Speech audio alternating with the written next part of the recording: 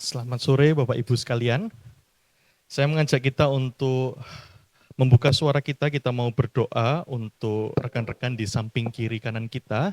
Kita doakan supaya ketika mendengar kebenaran firman Tuhan, mereka sungguh-sungguh dapat mengerti, dapat memahami apa yang menjadi isi hati Tuhan, dan saudara bisa doakan juga saya yang akan memimpin dan memfasilitasi pemberitaan firman Tuhan, sehingga setiap pemberitaan semuanya bersumber hanya pada hikmat daripada Tuhan. Mari kita buka suara kita berdoa untuk pemberitaan firman Tuhan. Bapak, kami sungguh bersyukur hari ini kami boleh datang bersama-sama bersekutu, dan terlebih lagi kami boleh mendengar kebenaran firman Tuhan. Maka Tuhan, biarlah di sore hari ini hadirat Tuhan sungguh-sungguh nyata di dalam kehidupan kami, sehingga setiap kami boleh merasakan kehadiran Tuhan, kepenuhan, sehingga ketika firman Tuhan ini diberitakan, kami sungguh-sungguh dapat merasakan lawatan kasih Tuhan yang tidak pernah berhenti dalam kehidupan kami. Berkati setiap kami Tuhan yang akan membaca dan merenungkan kebenaran firman Tuhan, biarlah Tuhan yang berkata-kata kepada setiap kami tanpa terkecuali, sehingga kebenaran firman Tuhan itu sungguh-sungguh tertanam dalam kehidupan ini, dan sungguh-sungguh dapat berbuah pada musimnya nanti. Hamba-Mu yang akan menyampaikan juga tolong Kau yang mengurapi mulut bibirnya, sehingga setiap perkataan yang keluar daripada mulutnya merupakan hikmat daripada Tuhan. Kami mempersembahkan waktu pemberitaan firman Tuhan ini dalam tangan kasih Tuhan, di dalam nama Kristus Yesus, Allah kami yang hidup, kami sudah berdoa mengucap syukur. Amin. Ya, Bapak Ibu, mari kita lanjutkan pembacaan firman Tuhan kita di dalam Yunus pasalnya yang keempat. Hari ini kita akan sampai di penghujung pembahasan Yunus. Ya, kita ada di pasal yang terakhir. Kita akan baca Yunus 4 ayat 1 sampai 11. Kita akan membacanya secara bergantian.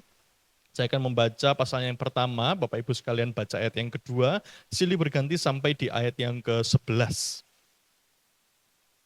Sudah dapat? Dapat ya? Oke. Saya akan mulai terlebih dahulu dari ayat yang pertama. Di bawah perikop, Yunus belajar menginsyafi bahwa Allah mengasihi bangsa-bangsa lain. Tetapi hal itu sangat mengesalkan hati Yunus, lalu marahlah ia. Ya Tuhan, bukankah telah kukatakan itu, jika aku masih di negeriku? Itulah sebabnya, maka aku dahulu melarikan diri ke Tarsis, sebab aku tahu bahwa Engkaulah Allah yang pengasih dan penyayang, yang panjang sabar dan berlimpah kasih setia, serta yang menyesalkan karena malapetaka yang hendak didatangkannya. Jadi sekarang ya Tuhan, cabutlah kiranya nyawaku, karena lebih baik aku mati daripada hidup. Tetapi firman Tuhan, layakkah engkau marah? Yunus telah keluar meninggalkan kota itu dan tinggal di sebelah timurnya. Ia mendirikan di situ sebuah pondok dan ia duduk di bawah naungannya, menantikan apa yang akan terjadi atas kota itu. Lalu atas penentuan Tuhan, numbuhlah sebatang pohon jarak melampaui kepala Yunus untuk menaunginya, agar ia terhibur daripada kekesalan hatinya. Yunus sangat bersuka cita karena pohon jarak itu. Tetapi keesokan harinya ketika fajar menyingsing, atas penentuan Allah datanglah seekor ulat yang menggerek pohon jarak itu sehingga layu. Sesudah matahari terbit, maka atas penentuan Tuhan, bertiuplah angin timur yang panas terik, sehingga sinar matahari menyakiti kepala Yunus. Lalu ia lesu dan berharap supaya mati, katanya. Lebih baik aku mati daripada hidup. Tetapi berfirmanlah Allah kepada Yunus, layakkah engkau marah karena pohon jarak itu? Jawabnya, selayaknya lah aku marah sampai mati. Lalu Allah berfirman, engkau sayang kepada pohon jarak itu, yang untuknya sedikit pun engkau tidak berjerih payah, dan yang tidak kau tumbuhkan, yang tumbuh dalam satu malam dan binasa dalam satu malam pula. Bagaimana tidak aku akan sayang kepada Niniwe, kota yang besar itu, yang penduduknya lebih dari 120.000 orang, yang semuanya tak tahu membedakan tangan kanan dari tangan kiri, dengan ternaknya yang banyak. Bapak Ibu, seorang pendeta Afghanistan pernah bercerita dan bersaksi mengenai sebuah kondisi kekristenan di Afghanistan kepada seorang pendeta asal Inggris. Cerita ini disampaikan ketika ia sedang menjalani sebuah retret pendeta, para pendeta gereja Afghanistan Inggris yang kemungkinan diselenggarakan di sebuah kota di Afghanistan. Pada malam yang pertama, sang pendeta Afghanistan ini mendengar dan mendapat sebuah surat dari seorang yang misterius. Ketika surat itu dibuka, surat itu berbunyi demikian. Kami tahu siapa kalian, apa yang sedang kalian lakukan, dan di mana menemukan kalian. Bapak Ibu bisa tebak surat itu dari mana? Cerita ini ditulis pada tahun 2021. Ada yang bisa tebak suratnya dari siapa itu? No idea. Surat itu berasal, ya, surat itu berasal dari kelompok Taliban. Yang ternyata pada malam itu ketika para pendeta itu berkumpul di dalam sebuah ruangan, kelompok Taliban itu sudah ada di depan pintu ruangan itu. Tapi bersyukurnya mereka tidak masuk dan mengeksekusi para pendeta pada malam hari itu. Setelah menerima dan membaca surat dan pesan itu, sang pendeta Afghanistan ini bercerita kepada rekannya. Beberapa hari lalu temannya itu diculik, ditangkap oleh kelompok Taliban, dan anak-anaknya laki-laki dan perempuan dijadikan secara paksa oleh kelompok Taliban itu sebagai budak seksual oleh mereka. Padahal temannya ini adalah orang yang setia, orang yang royal dan loyal kepada Tuhan. Singkat cerita, pada hari Minggu itu mereka sedang beribadah bersama dan mereka menyanyikan sebuah lagu yang kita sudah tahu semua ya, A Mighty Fortress is Our God. Sebuah lagu yang agung yang berkata bahwa Tuhan itu adalah benteng kehidupanku. Salah satu penggalan liriknya berbunyi demikian kalau diterjemahkan dalam bahasa Indonesia. Biarkan barang dan kerabat itu pergi, kehidupan fana ini juga, tubuh yang mungkin mereka bunuh, kebenaran Tuhan itu tetap ada, kerajaannya sampai selamanya. Bapak Ibu, penggalan tersebut adalah bait terakhir daripada pujian A Mighty Fortress is Our God. Dan tidak beberapa lama setelah mereka menyanyikan lagu itu, ada seorang rekan yang berbisik kepada seorang pendeta Afghanistan ini. Bunyi bisikannya adalah, Ashraf Ghani, pendeta Afghanistan, baru saja mengundurkan diri. Dan sekarang kelompok Taliban memegang kendali alih kota ini. Bapak Ibu, hatinya ketika mendengar itu hancur berkeping-keping. Dia tidak tahu bagaimana masa depannya nanti. Dia tidak tahu apa yang akan terjadi di beberapa jam kemudian. Hari tidak tahu, bulan tidak tahu, tahun tidak tahu. Kapan kelompok Taliban ini berakhir menguasai negaranya. Tetapi ia ingat bahwa pujian yang baru saja dia nyanyikan, pujian itu berkata bahwa Allah adalah benteng yang teguh. Benteng yang terus menjaganya dan semua orang di Afghanistan termasuk orang Kristen di sini. Allah yang adalah benteng yang teguh itu menjaga setiap mereka. Bapak Ibu, ini cerita yang singkat, Bapak Ibu bisa baca artikelnya di Gospel Coalition gitu ya. Tapi saya ingin tanya, setelah kita mendengar cerita ini, perasaan apa yang muncul dan dominan di dalam hati Bapak Ibu? Perasaan apa yang kuat ketika kita membayangkan cerita ini kalau terjadi pada kita, itu bagaimana?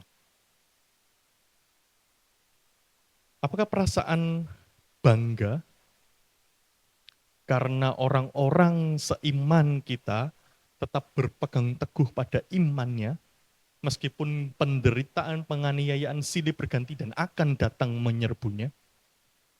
Atau kita sedih karena saudara seiman kita sedang menghadapi sebuah pergumulan yang tidak mudah untuk mereka hadapi? Perasaan apa yang dominan muncul setiap kali kita mendengar cerita yang demikian? Kalau boleh, hari ini kita jangan berfokus pada korbannya. Jangan berfokus pada orang-orang Kristennya. Karena terlalu mudah bagi kita untuk merasakan penderitaan yang mereka hadapi di sana. Coba kita putar sedikit pertanyaannya, apa yang dominan muncul di dalam hati kita setiap kali kita mendengar kelompok Taliban itu menganiaya orang Kristen secara brutal. Perasaan apa yang muncul, Bapak Ibu? Marahkah? Kesalkah? Mungkin kita berpikir bahwa mereka ini terlalu sadis. Tidak ada belas kasihan sama sekali mereka ini. Terlalu brutal. Tapi, pernahkah kita berpikir kepada kelompok-kelompok Taliban yang sedang berkuasa di Afghanistan itu, bagaimana kondisi keluarga mereka? Bagaimana kondisi anak-anak mereka? Bagaimana kondisi orang tua mereka yang mereka tinggalkan demi satu kata, jihad katanya. Pernahkah kita memikirkan kondisi keluarga-keluarga mereka yang tidak terdampak oleh doktrin-doktrin yang disebarkan oleh kelompok Taliban? Pernahkah kita memikirkan keluarganya? Pernahkah kita memikirkan anak-anaknya? Pernahkah kita memikirkan orang tuanya? Dan kalau mau jujur Bapak Ibu, seringkali memang kita tidak bisa mengasihi orang-orang yang menurut kita terlalu jahat untuk kita. Terlalu sadis. Sehingga kita berpikir bahwa mereka itu pantas mendapat ganjarannya yang setimpal kalau bisa. Bahkan kalau mau lebih fair, mereka harus mendapat ganjaran yang lebih daripada setimpal doang. Kalau bisa Tuhan menghukum mereka di dalam api neraka yang menyala-nyala. Tapi pertanyaannya, apakah itu yang Tuhan inginkan? Apakah itu yang Tuhan inginkan orang Kristen pikirkan di dalam kehidupan kita hari ini? Kalau kita pikir-pikir, ini adalah perasaan yang sama yang dirasakan oleh Yunus, Bapak Ibu. Ketika ia melihat bahwa penduduk Niniwe ini akan bertobat dan sudah bertobat di pasalnya yang ketiga, dia menerima keselamatan daripada Tuhan, dia menerima kebelas kasihan daripada Tuhan. Pasal 4 menyebutkan bahwa Yunus marah kepada Tuhan. Dan perikop yang tadi kita baca itu dikenal dengan sebuah sebutan the anger of Jonah. Kemarahannya Yunus kepada Allah. Mengapa Yunus marah? Bukankah pertobatan 120.000 orang itu sebuah kebangunan rohani yang sungguh besar? Hari-hari ini kita mendapatkan KKR yang mungkin mulai meloyo begitu ya.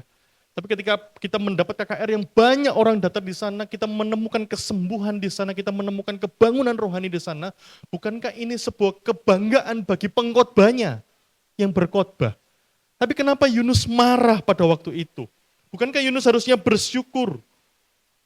Bapak Ibu, ini yang seringkali membuat Yunus itu disebut sebagai nabi yang gila. Ia adalah seorang pemberontak dan lain sebagainya. Tetapi sebelum kita berpikir demikian, mari kita lihat dulu konteks pelayanan Yunus. Memang kemarin sudah diberikan oleh Ciwen gitu ya, bagaimana konteks pelayanan Yunus. Tapi hari ini saya ingin lebih vulgar lagi menggambarkan konteks pelayanan Yunus supaya Bapak Ibu bisa menangkap kenapa Yunus marah kepada Tuhan. Bapak Ibu, Yunus itu pergi memberitakan penghukuman Allah kepada bangsa kafir, bangsa non-Yahudi. Ini berbeda dengan nabi-nabi yang lain. Memberitakan kepada orang-orangnya sendiri, umat pilihan Allah, menegur umat pilihan Allah. Tapi Yunus tidak, Bapak Ibu.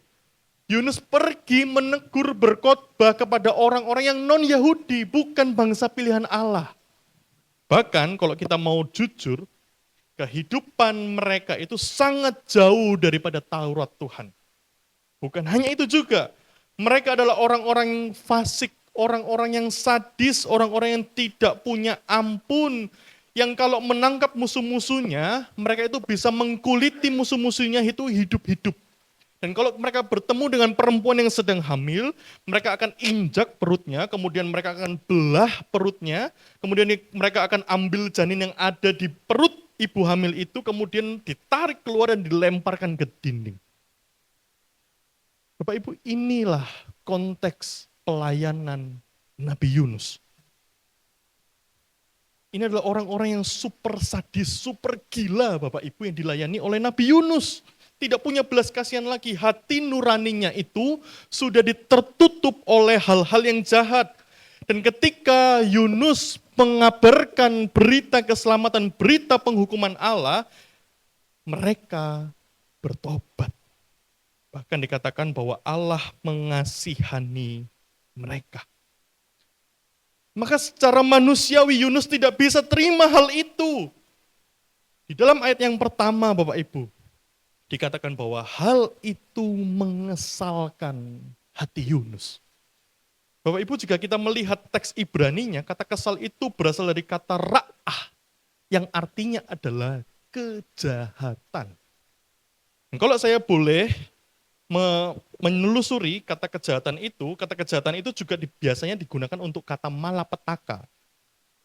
Kejahatannya orang-orang Niniwe yang tidak bisa diampuni sebenarnya.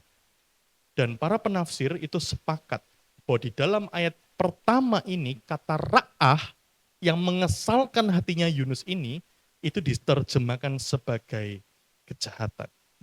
Jadi kalau ayat ini diterjemahkan secara harfiah, tidak mempedulikan konteks ya begitu ya. Bunyinya begini. Ini yang asli ya.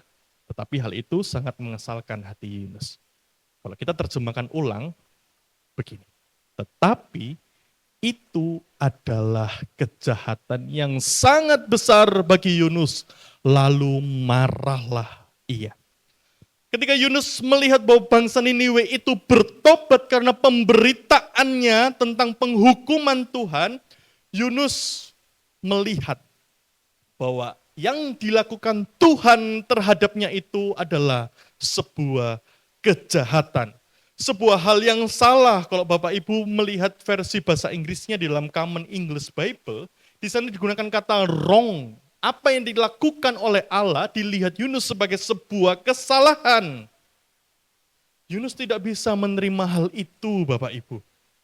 Yunus berpikir bahwa orang Niniwe ini adalah orang-orang yang kejam, orang-orang yang berdosa dan tidak seharusnya menerima belas kasihan Tuhan. Harusnya orang-orang seperti ini menerima hukuman yang paling keji karena perbuatan yang mereka lakukan. Kemarahan Yunus ini diungkapkan di dalam doa. Dan di ayatnya yang kedua, Yunus melakukan protes besar-besaran kepada Tuhan. Katanya demikian. Di ayat yang kedua, saya bacakan. Ya Tuhan, bukankah telah kukatakan itu ketika aku masih di negeriku? Mari kita berhenti sejenak. Protes Yunus, kita fokuskan pada kata bukankah telah kukatakan itu. Bapak Ibu, kalau Bapak Ibu lihat di dalam bahasa aslinya, kata bukankah telah kukatakan itu menggunakan kata devar. Firman Allah. Kata itu biasanya diberikan untuk mengindikasikan bahwa Allah berfirman kepada umatnya. Allah memerintahkan umatnya. Allah berkata-kata kepada umatnya. Tetapi di doa Yunus berani menggunakan kata devari kepada Tuhan. Artinya dia berani berfirman kepada Tuhan. Dia menganggap dirinya sama dengan Allah.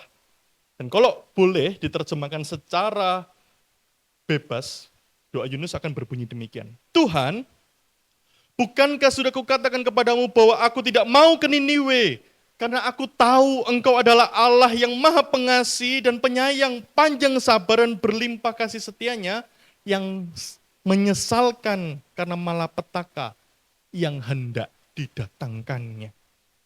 Yunus tahu, Yunus kenal siapa Allah yang dia ajak untuk berdebat itu. Allah yang maha pengasih, Allah yang panjang sabar, Allah yang penyayang, Allah yang berlimpah kasih setianya. Tetapi Yunus tidak peduli, Yunus mengerti dengan jelas sifat-sifat Tuhan Allah itu. Tetapi Yunus mendebat Tuhan karena pengenalannya. Tuhan, engkau adalah Allah yang maha semuanya. Tidak seharusnya engkau melakukan kejahatan terhadapku seperti ini. Di dalam doa Yunus seakan berbicara, aku tahu engkau sangat baik Tuhan. Tetapi mereka ini bertobat karena hanya takut kepada penghukuman yang engkau akan datangkan. Mereka tidak bertobat sungguh-sungguh, mereka ini adalah orang jahat Tuhan. Aku tahu engkau penuh dengan belas kasihan, tapi kali ini engkau sungguh kelewatan. Yunus gak memahami cara kerjanya Tuhan. Cara pikir Tuhan. Ia menjanjikan bahwa ia akan melindungi bangsanya untuk mencapai tujuannya, tetapi di saat yang sama ia justru memberikan belas kasihnya kepada musuh dari umat pilihannya. Bagaimana ia bisa mengklaim bahwa dia adalah Tuhan yang adil kalau seperti ini? Bagaimana ia bisa mengklaim bahwa dia adalah Allah yang senantiasa mengasihi umatnya? Kalau kejahatan yang keji seperti itu tidak dihukum oleh Tuhan, malah diberikan belas kasihan. Bapak Ibu, kalau kita jujur, ini yang tadi saya mau katakan. Yunus 1, pasalnya yang pertama, ayat yang pertama, firman Tuhan itu datang kepada Yunus. Tetapi di pasal yang terakhir, dia bilang apa? Bukankah telah kukatakan itu ya Tuhan? Kalau kita melihat kesejajarannya, firman Allah itu sangat sejajar penggunaan katanya itu dengan bukankah telah kukatakan itu kepadamu. Dan sama-sama ditunjukkan kepada Yunus dan kepada Allah. Bapak Ibu, Yunus merasa bahwa ketika ia berdoa dan protes kepada Tuhan, dia layak untuk mendebat apa yang Tuhan sudah kerjakan bagi dia. Perkataan itu seakan-akan menggambarkan bahwa pelariannya ke Tarsis itu adalah tindakan yang benar. Karena ia merasa layak mendebat Tuhan. Dia merasa benar bahwa apa yang dia lakukan, dia nggak mau ke Niniwe, itu adalah sebuah kebenaran yang layak Tuhan akui. Maka dia layak mendebat Tuhan. Bukankah telah kukatakan kepadamu? Di ayat yang ketiga, tidak hanya mendebat di ayat yang kedua, di ayat yang ketiga, Yunus memerintahkan Tuhan. Itu menggunakan kalimat imperatif, artinya perintah kepada Tuhan. Katanya begini, Tuhan, cabutlah nyawaku. Ini mengindikasikan, kalau kita sangkutkan dengan ayat yang pertama, Bapak Ibu, Yunus menyuruh Tuhan mencabut nyawanya karena ia tidak tahan lagi melihat kejahatan yang Tuhan sudah lakukan kepadanya. Melalui doa ini, kita dapat menyimpulkan bahwa Yunus berdoa untuk dirinya sendiri. Keegoisan Yunus ini mengindikasikan bahwa ia lupa dengan anugerah Tuhan yang pernah datang melawat dia di pasalnya yang kedua. Cara pikir Yunus ini masih cara pikir Taurat Tuhan. Di mana di Ulangan 19 katanya adalah mata ganti mata, gigi ganti gigi. Kalau perbuatan yang keji harus diberikan hukuman yang keji juga. Kalau perbuatan baik harus diberikan hal yang baik juga. Tapi Yunus lupa tentang anugerah Tuhan di pasalnya yang kedua. Jika Tuhan ingin konsisten dengan cara berpikir Yunus, maka Yunus seharusnya juga dihukum Allah atas perbuatannya. Di pasalnya yang pertama Yunus diberikan firman Tuhan datang kepada Yunus katanya. Tapi Yunus pergi ke Tarsis, seakan dia tidak pernah mendengar firman Tuhan itu. Oke, saat di kapal badai datang, Yunus dibuang ke laut. Dan apa yang terjadi di laut?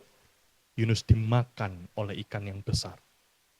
Dan harusnya kalau Tuhan konsisten, kalau enggak di pasal yang pertama Yunus mati karena gelombang badai, di pasal yang kedua harusnya Yunus mati karena dimakan ikan besar.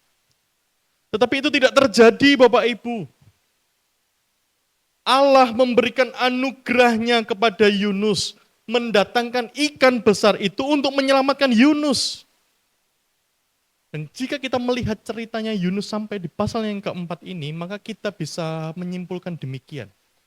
Bahwa sebenarnya yang lebih pantas dalam tanda kutip gitu ya, untuk diselamatkan Tuhan itu adalah bangsa Niniwe, bukan Yunus. Kenapa? Yunus tidak bertobat sama sekali ketika badai itu datang. Ia justru melawan Allah, buang aku ke laut. Sampai di perut ikan, Yunus baru berdoa kepada Allah. Kalau Tuhan jengkel, Tuhan gak akan lepaskan Yunus. Tetapi cara pikir Tuhan itu bukan cara pikir Taurat. Yang mata ganti mata, gigi ganti gigi. Tuhan menyelamatkan Yunus. Tetapi di pasal yang keempat, Yunus melupakan anugerah Tuhan itu. Setelah Yunus berkomitmen dia akan memberitakan, dikatakan di pasal yang keempat, dia pergi dari kota itu menuju ke timur, dia mendirikan sebuah pondok, dia menantikan apa yang akan terjadi atas kota ini. Sekali lagi, Yunus menantang Allah. Kalau Allah itu berubah pikiran, aku akan menyaksikan bagaimana hukuman yang keji itu menimpa bangsa Niniwe. Sampai di sini Yunus belum berubah pikiran. Secara rasional Bapak Ibu kita pikirkan bahwa ini tidak mungkin terjadi. Bangsa yang sudah bertobat tidak mungkin akan diberikan malapetaka oleh Tuhan. Tetapi Yunus tetap berharap Allah tetap menghukum bangsa Niniwe. Bapak Ibu di bagian akhir ini, narasi Yunus ini menceritakan bahwa Tuhan sedang berusaha menjelaskan kepada Yunus maksud dan tujuannya. Betapa ia mengasihi Niniwe dan memberikan sebuah ilustrasi. Dikatakan bahwa Tuhan menumbuhkan sebuah pohon jarak untuk menaungi Yunus. Bapak Ibu kalau misalnya kita lihat bahasa aslinya itu sebenarnya sebuah semak-semak begitu. Yang ada di atas kepala Yunus yang digunakan untuk menaungi Yunus. Dan dikatakan tumbuhnya pohon tersebut menghibur hatinya. Melalui pohon ini, seakan Yunus itu berkata, akhirnya aku bisa merasakan ada yang baik dalam kehidupanku. Pohon jarak ini. Tapi atas izin Tuhan, pohon itu mati karena ulat dan oleh tiupan angin. Dan sekali lagi, Yunus berseru kepada Tuhan. Katanya begini, saya sudah cukup marah dan sedih kepadamu Tuhan. Maka sekarang cabutlah nyawaku, daripada aku terus melihat kejahatan yang engkau lakukan terhadapku. Lalu bagaimana respon Tuhan? Ayat ke-10 dan ayat ke-11 Tuhan mengatakan demikian. Engkau begitu mengasihi pohon tersebut, yang padanya engkau tidak pernah tumbuhkan dan tidak pernah engkau rawat. Masakan aku tidak mengasihi ciptaanku sendiri, yang hari ini tersesat.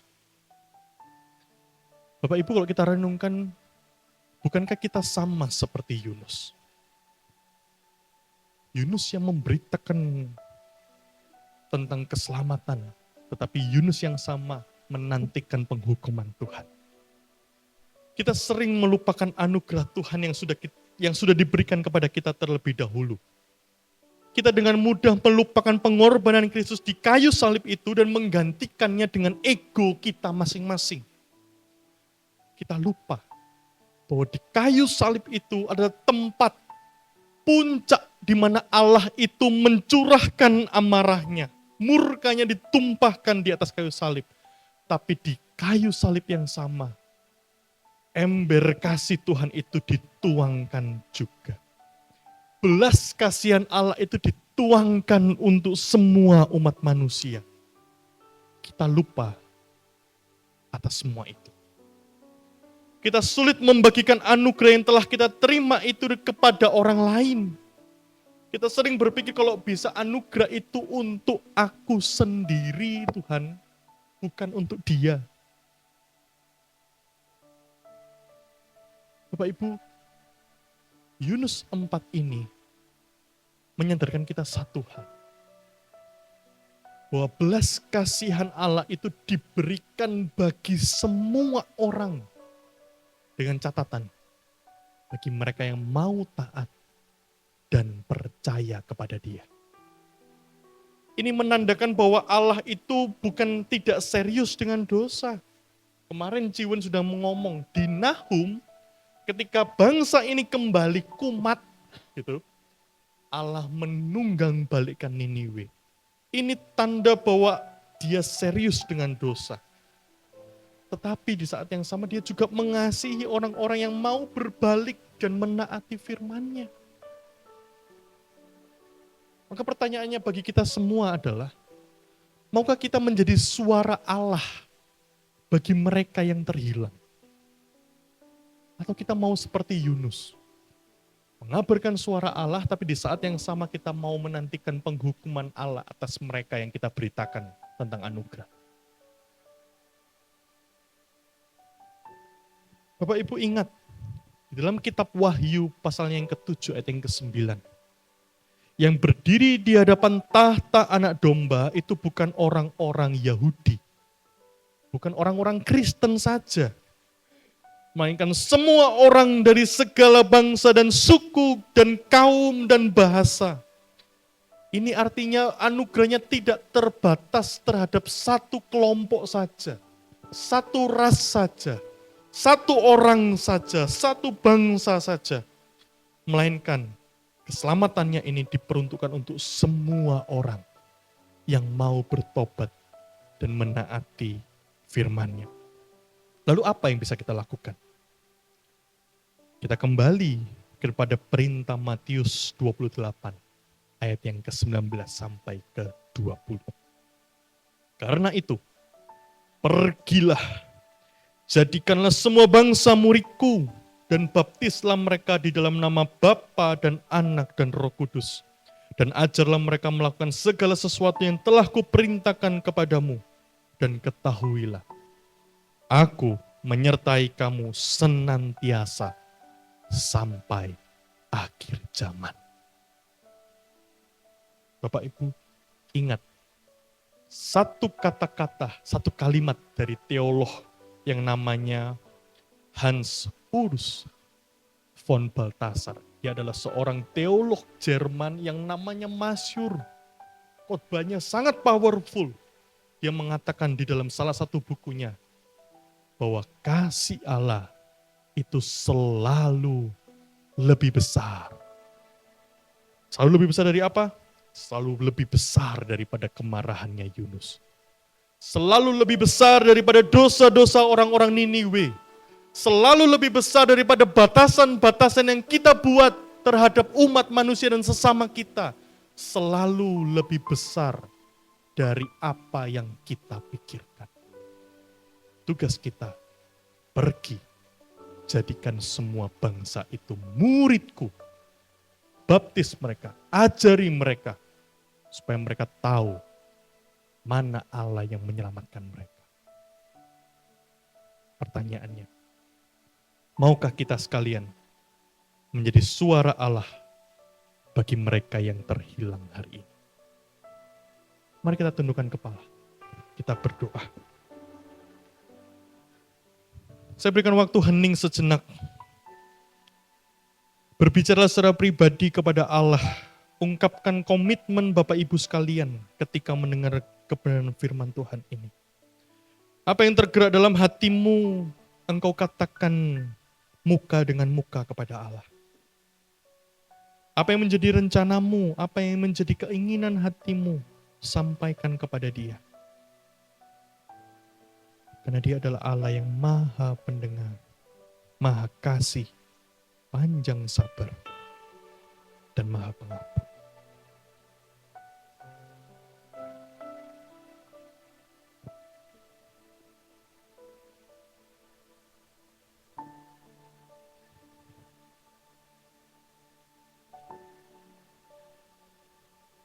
Bapa, hari ini ketika Engkau menemukan kami sekali lagi di dalam kehidupan kami hari ini, kami tertunduk malu.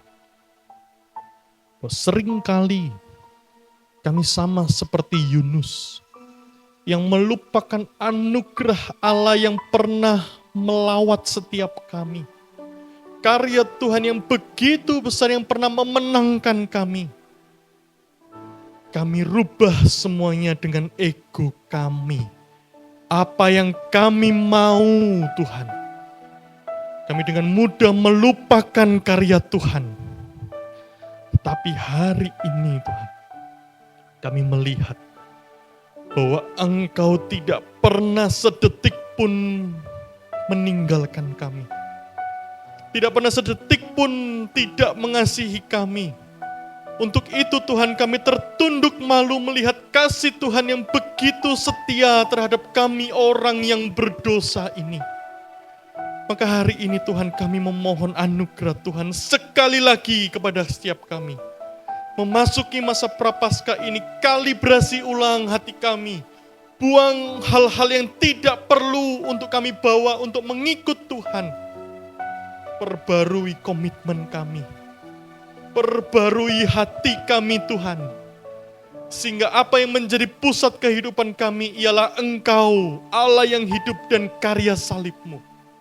Sehingga melalui hati yang baru itu Tuhan, kami didorong untuk menceritakan karya besar Tuhan. Cerita agung Tuhan kepada mereka yang terhilang. Allah Roh Kudus, mampukan kami untuk menyampaikan pesan agung ini kepada mereka yang tidak pernah mendengarkan Injil Kristus. Berikan kami kemampuan dan berikan kami keberanian. Ini doa dan seruan kami Tuhan. Kami haturkan di dalam satu nama, Tuhan kami Yesus Kristus, Allah yang Maha Pengampun. Amin.